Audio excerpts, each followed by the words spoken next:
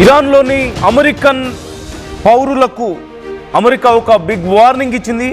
ఇరాక్లో ఉన్నటువంటి అమెరికా పౌరులకు రాబోయే 24 గంటల్లో ఇరాక్ను వదిలి వెళ్ళిపోవాలంటూ ఆదేశాలు జారీ చేసింది, హెచ్చరికలు జారీ చేసింది. బాగ్దాద్లోని అమెరికన్ ఎంబసీ అమెరికా పౌరులు, వ్యాపార సంస్థలు, యూనివర్సిటీలు, దౌత్య కార్యాలయాల మీద దాడులు జరగొచ్చంటూ ఎంబసీ ఒక వార్నింగ్ ఇచ్చింది. హోటళ్లు, ఎయిర్పోర్ట్స్, ఎనర్జీ ఫీల్డ్స్ మీద దాడులు జరిగే ప్రమాదం ఉందంటూ హెచ్చరించింది.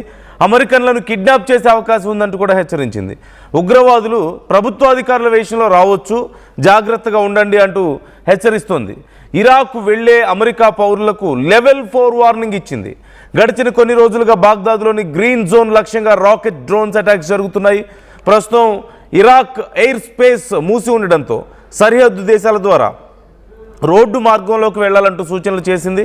బాగ్దాద్ ఎంబసీ అలాగే ఎర్బిల్లోని కాన్సులేట్ సాధారణ సేవలు తాత్కాలికంగా నిలిపివేశారు. ఇరాక్ సరిహద్దుల్లో అమెరికా ఇంటెలిజెన్స్ గ్రూప్స్ ఇప్పటికే అప్రమత్తం అయ్యాయి. ఈ నేపథ్యంలో జాగ్రత్తలు తీసుకోవాలంటూ యుఎస్ ఎంబసీ జారీ చేసినటువంటి హెచ్చరిక నేను మీకు స్క్రీన్ మీద కూడా చూపించే ప్రయత్నం చేస్తున్నాను. ఒక్కసారి ఆ డీటెయిల్స్ మీరు చూడొచ్చు. I would like to read it for you. ఒకసారి ఆ ట్వీట్ని కూడా నేను మీకు చదివి వినిపించే ప్రయత్నం చేస్తాను. యుఎస్ ఎంబసీ ఇరాక్లో ఉన్నటువంటి వాళ్ళ పౌరులకి ఒక హెచ్చరికను జారీ చేసింది. ఆ హెచ్చరిక ఒకసారి మీరు చూస్తున్నారు. Security alert, US embassy in Baghdad, Iraq, April 2, 2026. Location Iraq. Iraqi terrorist militants aligned with Iran may be planning attacks in central Baghdad within next 24 to 48 hours. Iran and its allied terrorist militants have conducted widespread attacks against US citizens and US related targets throughout Iraq, including the Kurdistan region. These groups may target US citizens, businesses, universities, diplomatic facilities, energy infrastructure, hotels, airports and other sites believed to be associated with the United States, as well as Iraqi institutions and civilians targets. Terrorist militants have also targeted Americans for kidnapping US citizens should leave Iraq immediately. The Iraqi government has been unable to prevent terrorist attacks organizing from or within Iraqi territory. Iranian-backed militants may claim affiliation with the Iraqi government, and some terrorists may carry identification documents identifying themselves as Iraqi government. అంటూ ఒక US embassy Baghdad చేసినటువంటి tweet ఇది. జాగ్రత్తగా ఉండండి. America ప్రజల మీద, America ఆస్తుల మీద, అమెరికాకు సంబంధించిన ఆస్తుల మీద, లేదంటే అమెరికాతో అనుబంధం కలిగి ఉన్నటువంటి అనుబంధ సంస్థల మీద దాడులు జరగవచ్చు అంటూ హెచ్చరికలు జారీ చేస్తుంది. ప్రజలందరూ వెంటనే అక్కడి నుంచి విడిచి వెళ్ళిపోవాలని, ఇరాక్ను విడిచి వెళ్ళిపోవాలంటూ చెప్తున్నారు. ఇరాక్లో ఉన్నటువంటి కొన్ని ఉగ్రవాద సంస్థలు ఇరాన్తో కలిసి దాడులు చేసే అవకాశం ఉంది. అమెరికా పౌరుల్ని కిడ్నాప్ చేసే అవకాశం ఉంది. కాబట్టి జాగ్రత్తగా ఉండనట్టు హెచ్చరిస్తోంది. At the same time Iraq ప్రభుత్వం గుర్తింపు కార్డులను, అంటే ఐడెంటిటీ కార్డ్స్తో వాళ్ళు అప్రోచ్ అయ్యే అవకాశం ఉంటుంది, వాళ్ళు క్యారీ చేసే అవకాశం ఉంటుంది. మీరు వాళ్ళని చూసి ఇరాక్లో పనిచేసే ప్రభుత్వ అధికారులు అనుకోవడానికి అవకాశం ఉంటుంది. కాబట్టి కేర్ఫుల్గా ఉండండి అంటూ హెచ్చరికలు జారీ చేయడాన్ని మనం చూస్తున్నాం. సో ఇది అమెరికా ప్రజలు వెంటనే ఆ ప్రాంతాల నుంచి వెళ్ళిపోవాలని చెప్పి సూచిస్తున్నారు.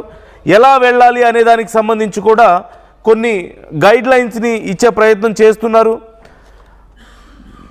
ప్రయాణ మార్గాలకు సంబంధించిన బేసిక్ ఇన్ఫర్మేషన్ చూస్తే ప్రస్తుతం ఇరాన్కి సంబంధించినటువంటి గగనతలం మొత్తం మూసివేసింది. ఎయిర్ స్పేస్ అంతా కూడా, కమర్షియల్ విమానాలు కూడా అందుబాటులో లేవు. కేవలం రోడ్డు మార్గాల ద్వారా మాత్రమే ఆ చుట్టుపక్కల ఉన్నటువంటి దేశాలకు వెళ్లాల్సిన పరిస్థితి ఉంటుంది. కాబట్టి రోడ్డు మార్గాలను అనుసరించాలని చెప్తున్నారు. ఒకవేళ మీరు జోర్డాన్లో ఉన్నారా, బాగ్దాద్ నుంచి అమ్మాన్ విమానాశ్రయానికి వెళ్ళడానికి బస్సు సౌకర్యం ఉంది. వీసా అవసరం లేదు. ట్రాన్సిట్ ప్యాసింజర్లుగా అక్కడ పరిగణిస్తారు. కువైట్ నుంచి వెళ్ళాలనుకుంటే కువైట్ నుంచి విమానాలు నడవడం లేదు కాబట్టి రోడ్డు మార్గంలో సౌదీ అరేబియాకి వెళ్ళొచ్చు. అక్కడ సరిహద్దుకు వెళ్లే ముందు కువైట్ ACS@state.govకి అక్కడ సమాచారం ఇస్తే వాళ్ళు కొంత రక్షణ కల్పిస్తారు. సౌదీ అరేబియాలో ఉంటే విమానాలు ఇక్కడ అందుబాటులో ఉన్నాయి, కనీసం 48 గంటల ముందే ఈ వీసా తీసుకోవడం అనేది చాలా ఇంపార్టెంట్ అంటున్నారు.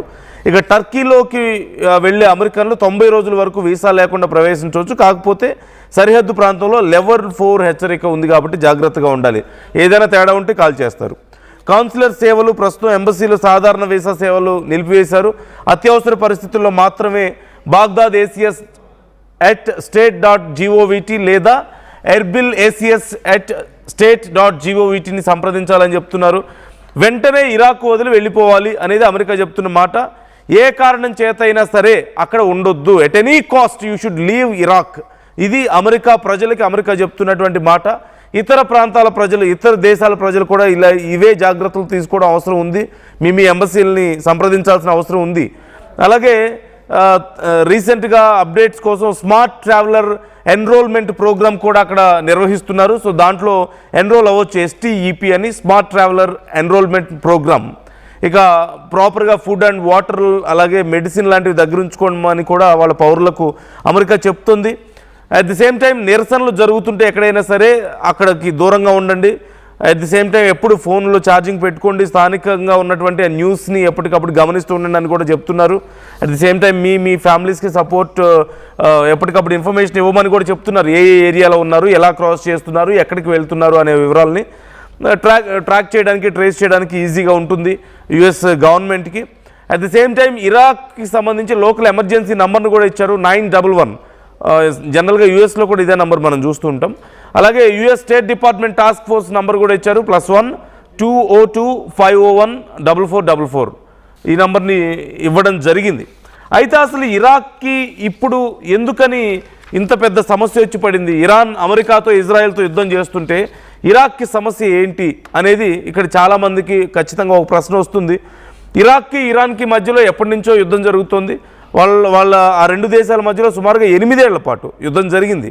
1980 నుంచి 88 వరకు 8 ఇయర్స్ పాటు ఇరాక్ మధ్యలో యుద్ధం జరిగింది. మేజర్గా సరిహద్దు వివాదం అనేది ఉంది, బోర్డర్ లైన్ అనేది. ముఖ్యంగా షట్ అల్ అరబ్ అనేదండి ఒక నది ప్రాంతం ఉంది. ఆ నది ప్రాంతం మీద మాకే డామినేషన్ ఉండాలి అని చెప్పేసి రెండు దేశాల మధ్యలో ఎప్పటి నుంచో గొడవలు ఉన్నాయి. ఎందుకంటే ఇది ఆయిల్ ట్రేడ్కి చాలా important place and at the same time అక్కడ ఆయిల్ ఎక్కువగా ఉంది, లభిస్తుంది న్యాచురల్గా. సో ఈ నేపథ్యంలో దానికోసం అని చెప్పేసి రెండు దేశాల మధ్య గొడవ ఉన్నాయి. ఇలా గొడవలు కంటిన్యూ అవుతున్న సమయంలో బోర్డర్కి సంబంధించి ఇష్యూస్ ఉన్న టైంలో అక్కడ 1979లో ఇస్లామిక్ రెవల్యూషన్ రావడం మనందరికీ తెలిసిందే ఇరాన్లో. అదే సమయంలో షా గవర్నమెంట్ పడిపోవడం, అప్పుడు ఖమేనీ రావడం మనకు తెలుసు. ఆ టైంలో ఇది వీక్గా ఉంది కదా అని చెప్పేసి ఇరాక్ వచ్చేసి ఇరాన్ మీద దాడి చేసింది, యుద్ధం చేయడం మొదలుపెట్టింది. అలా మొదలైన యుద్ధం 1980లో మొదలైతే 88 వరకు ఫర్ 8 లాంగ్ ఇయర్స్ ఆ యుద్ధం జరిగింది.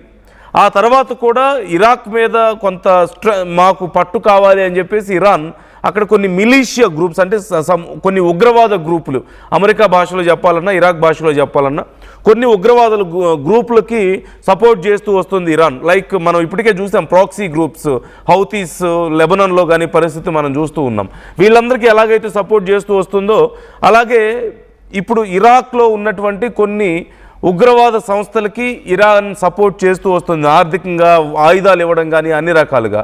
సో ఇది చాలా ఇంపార్టెంట్ అయింది. At the same time America మిత్ర దేశాలకి ఇటు ఇరాన్ ఒకవేళ దాడి చేయాలనుకున్నా సరే ఇరాక్కే మధ్యలో ఉంది కాబట్టి అక్కడ కొంతమందిని రెడీ చేసి పెట్టుకుంది తమకి సపోర్టుగా. ఈ నేపథ్యంలోనే ఈ విషయంలో ఎప్పటి నుంచో గొడవలు జరుగుతున్నాయి. ఇప్పుడు మరొకసారి ఇరాక్లో ఇరాన్కి సంబంధించినటువంటి మిలీషియా గ్రూప్స్ దాడి చేయొచ్చు, ఏ క్షణమైనా అమెరికాకి సంబంధించిన ఇప్పటికే చాలా టెక్ కంపెనీస్ దగ్గర నుంచి మొదలు పెడితే ముఖ్యమైన సంస్థల మీద మేము అటాక్స్ చేస్తామంటూ ప్రకటించింది ఇరాన్. అలాగే చాలా ఇప్పటికీ అమెజాన్ మీద అటాక్ చేయడానికి కూడా మనం చూసాం. ఈ నేపథ్యంలో చాలా కంపెనీస్ ఆ లిస్ట్లో ఉన్నాయి, like Apple, Microsoft, Google, like Meta, Facebook and ఇన్స్టాగ్రామ్కి సంబంధించింది, Intel, IBM, Oracle, Cisco, Dell, HP, ఇలా చాలా పెద్ద లిస్ట్ని ఇచ్చింది. ఈ మొత్తం కంపెనీస్ని, అమెరికాకి సంబంధించినటువంటి ఈ సంస్థలను మేము ధ్వంసం చేస్తామని ప్రకటించడం. అలాగే ఇప్పటికే అమెజాన్ మీద అటాక్స్ జరగడం కూడా మనం చూసాం. పెద్ద పెద్ద కంపెనీస్ కూడా ఇక త్వరలో టార్గెట్ కాబోతున్నాయంటూ ఇప్పటికే చెప్పింది.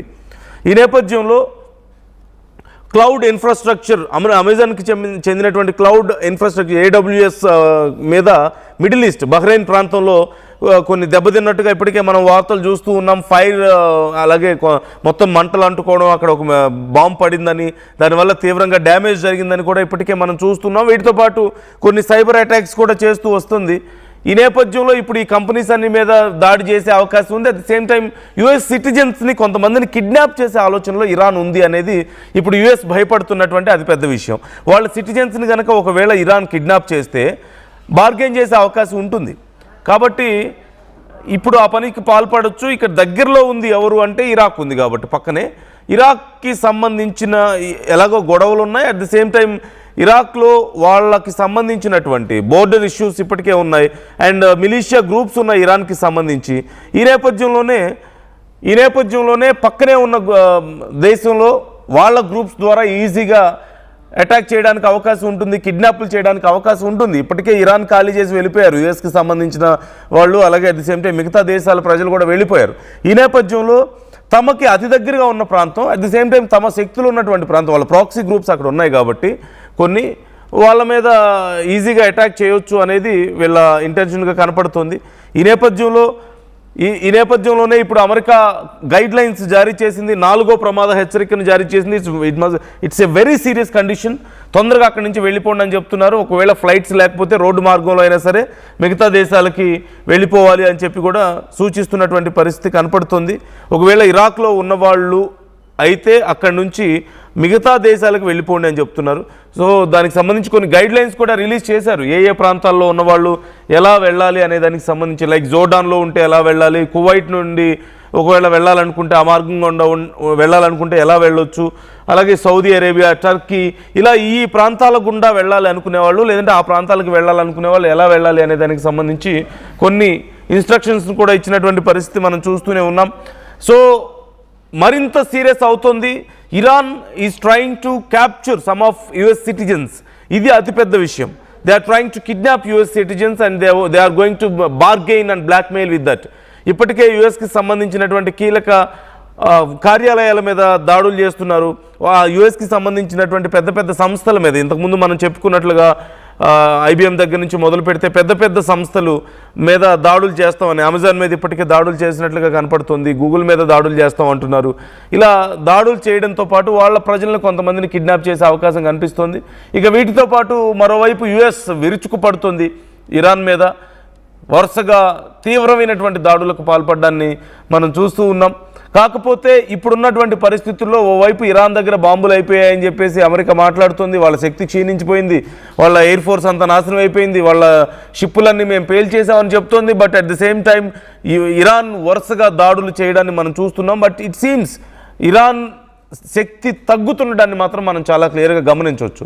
ఈ నేపథ్యంలోనే కొంత టాక్టికల్ మూమెంట్స్కి ఇక దిగుతోంది ఇరాన్, కొన్ని స్ట్రాటజీస్ ఇంప్లిమెంట్ చేసే ఆలోచనలో ఉంది.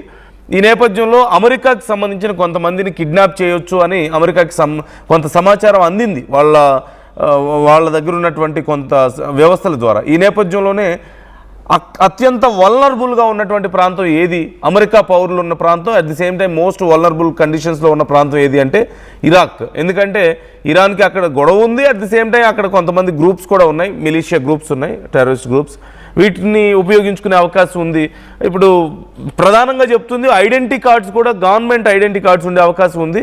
సో వాళ్ళు వచ్చి ఒకవేళ మీతో గవర్నమెంట్ ఐడెంటిటీ కార్డ్స్ చూపించే అవకాశం కూడా ఉంది కాబట్టి కేర్ఫుల్గా ఉండమని చెప్పేసి హెచ్చరిస్తున్నటువంటి పరిస్థితి కనపడుతుంది. సో ఈ అంశానికి సంబంధించి మీ అభిప్రాయాలు ఎలా ఉన్నాయి? ఇట్ సీమ్స్ వెరీ సీరియస్ స్టేజ్కి వెళ్ళబోతుంది యుద్ధం, ఇక ఆల్మోస్ట్ దగ్గర పడుతుంది అనేది అర్థమవుతుంది. ఒకరి మీద ఒకరు తీవ్ర దాడులు, అమెరికా ఇంకా మేము 2-3 వారాల పాటు దాడులు చేయగలిగే శక్తి మా దగ్గర ఉందని చెప్తోంది, ఇరాన్కి శక్తి అయిపోయిందని చెప్తోంది. ఇరాన్ ఏమో సర్ప్రైజింగ్ అటాక్స్ చేస్తూనే ఉంది అమెరికా చెప్పిన ప్రతిసారి కూడా. ఈ నేపథ్యంలో ఇరాన్కి కొంత స్ట్రాటజిక్ మూవ్స్ ఇప్పుడు అవసరమైనట్లు కనపడుతుంది. మోర్ దాన్ అటాక్స్ ఇప్పుడు కొన్ని స్ట్రాటజిక్ మూవ్స్ అవసరం.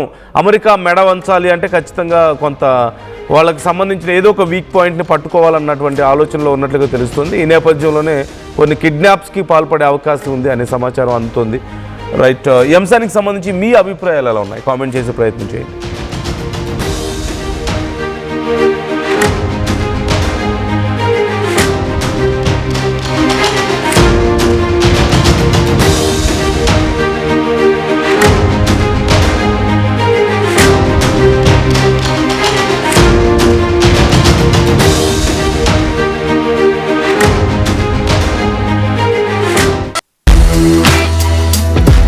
KL experience what it feels like to be a true engineer. KL deemed to be university.